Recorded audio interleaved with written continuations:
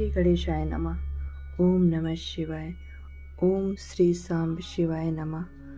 ओम नमः शिवाय। महर्षि वेद व्यास प्रणीत श्री शिव महापुराण के प्रथम खंड पूर्वार्ध को हम पढ़ रहे हैं, जिसमें क्रमशः विद्वेषर संहिता, रुद्र संहिता, सृष्टि खंड, सती खंड, पार्वती खंड, कुमार खंड और युद्ध खंड हैं।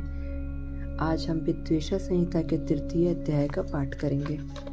तो आप सभी भक्तजनों का भोले बाबा के इस दरबार में स्वागत है। ओम नमः शिवाय। आज तृतीय अध्याय। चंचुला का पाप से भय एवं संसार से वैराग्य। सौनक जी बोले, हे महाभाग सूत जी, आप सर्वज्ञ हैं। हे महामते, आपके कृपा प्रसाद से मैं बारंबार कृतार्थ हुआ। इस इतिहास को सुनकर मेरा मन अत्यंत आनंद में निमग्न हो रहा है। अतः अब भगवान शिव में प्रेम बढ़ाने वाली शिव संबंधिनी दूसरी कथा को भी कहिए। अमृत पीने वालों को लोक में कहीं मुक्ति नहीं प्राप्त होती है, किंतु भगवान शंकर के कथा अमृत का पान तो प्रत्यक्ष ही मुक्ति देने वाला है।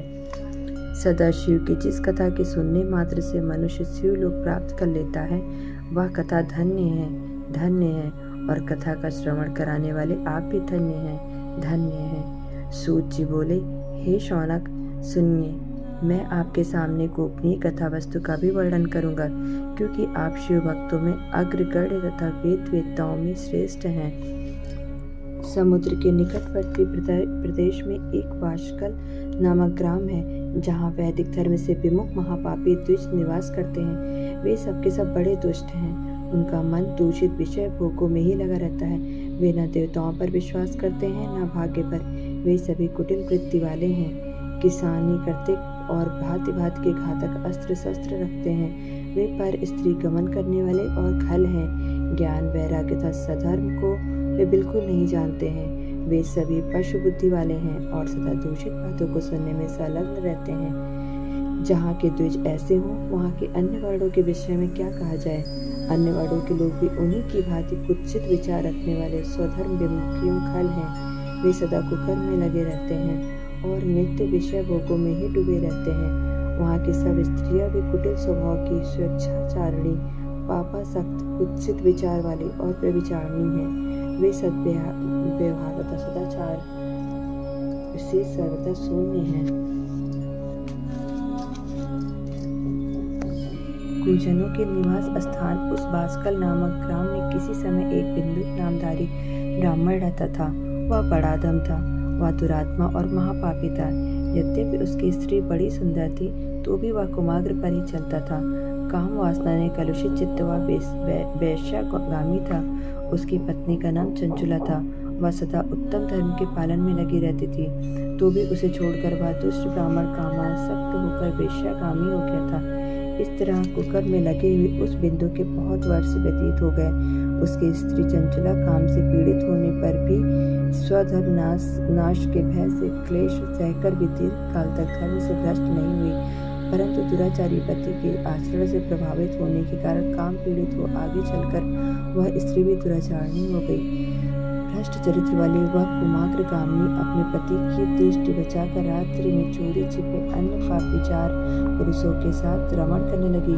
हे मुने, एक बार उस ब्राह्मण ने अपनी उस दुराचारणी पत्नी चंचला को कामासक्त होकर उसके साथ रात्रि में संसर्गरत देख लिया।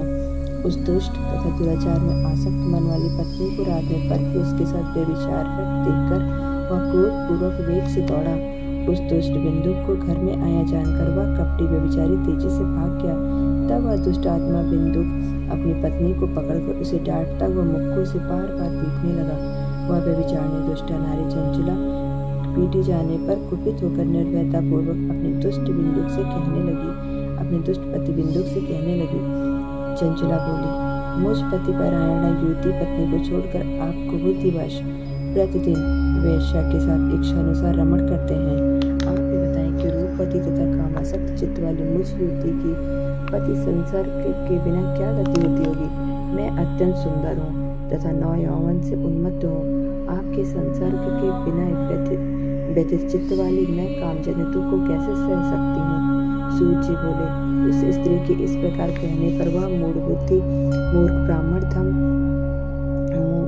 ब्राह्मणाधम स्वधर्म विमुख दुष्ट पापी बिंदुक कहने लगा। बिंदुक बोला, काम से व्याकुलचित होकर तुमने यह सत्य ही कहा है। हे प्रिय, तुम भय त्याग दो और मैं जो तुमसे हित की बात कहता हूँ उसे सुनो। तुम निर्भय होकर नित्य पर पुरुषों के साथ संसर्ग करो, उन्हें संतुष्ट करके उनसे धन खींचो। वह सारा धन वैश्य के प्रति आसक्त मन वाले मुझको दे दिया करो। इससे तुम्हारा और मेरा दोनों का ही स्वार्थ सिद्ध हो जाएगा।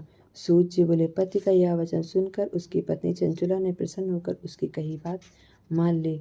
उन दोनों दुराचारी पति पत्नी ने इस प्रकार समझौता कर लिया तथा वे दोनों निर्भय चित्त से कुकर्म में लीन हो गए। इस तरह दुराचार में डूबे हुए उन मूढ़ चित्त वाले पति पत्नी का बहुत सा समय व्यर्थ बीत गया। तदंतर शूद्र जाति वेश्या का पति बना हुआ वह दूषित बुद्धि वाला दुष्ट ब्राह्मण बिंदुक समयानुसार मृत्यु को प्राप्त हो नरक में जा पड़ा। बहुत दिनों तक नरक के दुख भोग कर वह मूढ़ बुद्धि पापी विंध्य पर्वत पर भयंकर पिशाच हुआ। इधर उस दुराचारी पति बिंदु के मर जाने पर वह मूढ़ हृदया चंचुला बहुत समय तक पुत्रों के साथ अपने घर में ही रही।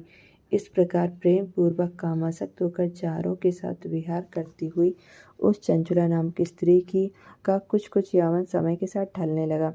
एक दिन दयोग से किसी पुण्य पर्व के आने पर वह स्त्री भाई बंधुओं के साथ कुकड़ क्षेत्र में गई। तीर्थयात्रियों के संग से उसने भी उस समय जाकर किसी तीर्थ के जल में स्नान किया। फिर वह साधारणतया मेला देखने की दृष्टि से बंधुजनों के साथ यत्र तत्र घूमने लगी। घूमती घामती किसी देव मंदिर में उसने एक दैवयोग्य ब्राह्मण के मुख से भगवान शिव की परम पवित्र एवं मंगलकारिणी उत्तम पौराणिक कथा सुनी। कथावाचक ब्राह्मण कह रहे थे कि जो स्त्रियां पर पुरुषों के साथ व्यभिचार करती हैं, वे मरने के बाद जब यमलोक में जाती हैं तब यमराज के दूत उनकी योनि में तपे हुए लोहे का परिघ डालते हैं। पौराणिक ब्राह्मण के मुख से यह वैराग्य बढ़ाने वाली कथा सुनकर चंचुला भय से व्याकुल हो वहां कांपने लगी। जब कथा समाप्त हुई और लोग वहां से बाहर चले गए तब वह भयभीत नारी एकांत में शिव पुराण की कथा बांटने वाले उन ब्राह्मण से कहने लगी। चंचुला ने कहा, ब्राह्मण, मैं अपने धर्म को नहीं जानती थी, इसलिए मेरे द्वारा बड़ा दुराचार हुआ है। स्वामिन, इसे सुनकर मेरे ऊपर अनुपम कृपा करके आप मेरा उद्धार कीजिए। हे प्रभु, मैंने मूढ़ बुद्धि के कारण घोर पाप किया है। मैंने कामांध होकर अपनी संपूर्ण अवस्था व्यभिचार में बिताई है। आज वैराग्य रस से ओतप्रोत आपके इस प्रवचन को सुनकर मुझे बड़ा भय लग रहा है। मैं काँप उठी हूँ और मुझे इस संसार से वैराग्य हो गया है। मुझ मूढ़चित्त वाली पापिनी को धिक्कार है। मैं सर्वथा निंदा के योग्य हूँ। मैं कुत्सित विषयों में फंसी हुई हूँ और अपने धर्म से विमुख हो गई हूँ। थोड़े से सुख के लिए अपने हित का नाश करने वाले तथा भयंकर कष्ट देने वाले घोर पाप मैंने अनजाने में ही कर डाले। हाय, ना जाने किस किस घोर कष्टदायक दुर्गत में मुझे पड़ना पड़ेगा और वहाँ कौन बुद्धिमान पुरुष कुमाग्र में मन लगाने वाली मुझ पापनी का साथ देगा। मृत्यु काल में उन भयंकर यमदूतों को मैं कैसे देखूंगी। जब वे बलपूर्वक मेरे गले में फंदे डालकर मुझे बांधेंगे तब मैं कैसे धीरज धारण कर सकूंगी। नरक में जब मेरे शरीर के टुकड़े टुकड़े किए जाएंगे उस समय विशेष दुख देने वाली उस महायातना को मैं वहाँ कैसे सहूंगी।